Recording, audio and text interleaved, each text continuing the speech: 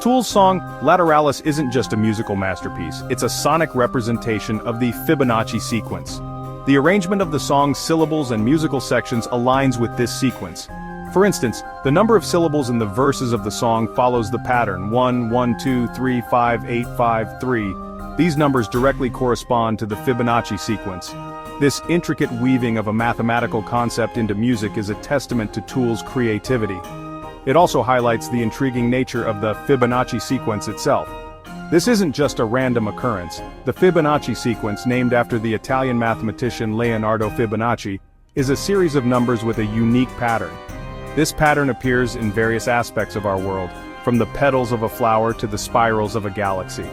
By incorporating this sequence into their music, Tool encourages us to look deeper into the patterns that surround us. It's a reminder that math isn't just about equations and formulas, it's about the elegant language of the universe. Leonardo Pisano, better known as Fibonacci, was born in Pisa, Italy around 1170. He was a brilliant mathematician who traveled extensively throughout the Mediterranean. During his travels, he encountered the Hindu-Arabic numeral system. This system, with its use of zero and place value, was far more efficient than the Roman numerals used in Europe at the time. Fibonacci recognized the superiority of this system and introduced it to Europe in his book Liber Abaci, Book of Calculation, published in 1202. This book not only revolutionized mathematics in Europe but also contained a seemingly simple problem that would forever etch Fibonacci's name in history. The problem that Fibonacci posed involved the breeding of rabbits. He asked, how many pairs of rabbits will there be in 1 year if you start with one pair, and each pair produces a new pair every month, starting from the second month? The solution to this problem led to the now famous Fibonacci sequence. The sequence begins with 0 and 1. Each subsequent number is found by adding up the two numbers before it. It looks like this: 0, 1, 1, 2, 3, 5, 8, 13, 21, 34, and so on. The beauty of this sequence lies in its simplicity, and yet its profound implications.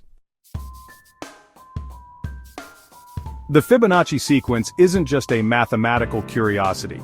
It manifests itself in the natural world in fascinating ways.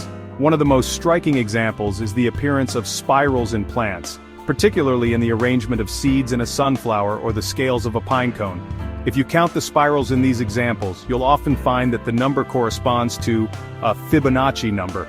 This isn't a coincidence. The Fibonacci sequence, through its connection to the golden ratio, which we'll explore later, provides an optimal arrangement for packing seeds or scales in a limited space. Section 5. Fibonacci in flowers and plants. The Fibonacci sequence also appears in the arrangement of petals in flowers. Many flowers have a Fibonacci number of petals. For example, lilies have 3 petals, buttercups have 5, some daisies have 34, and sunflowers can have 55 or 89.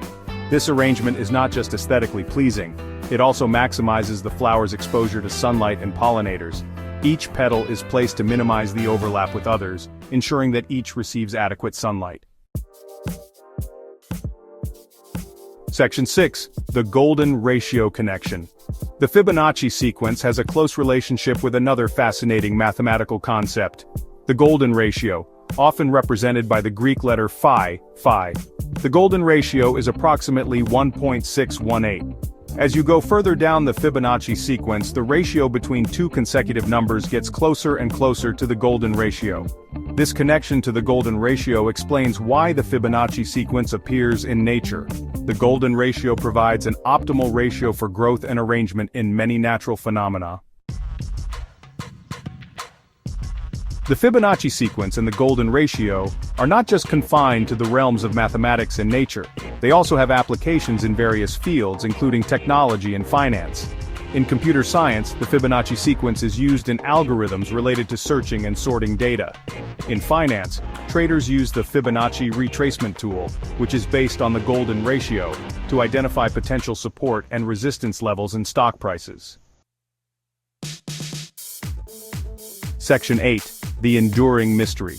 While we understand the mathematical properties of the Fibonacci sequence and its connection to the golden ratio, the question of why it appears so prevalently in nature remains a topic of fascination and debate.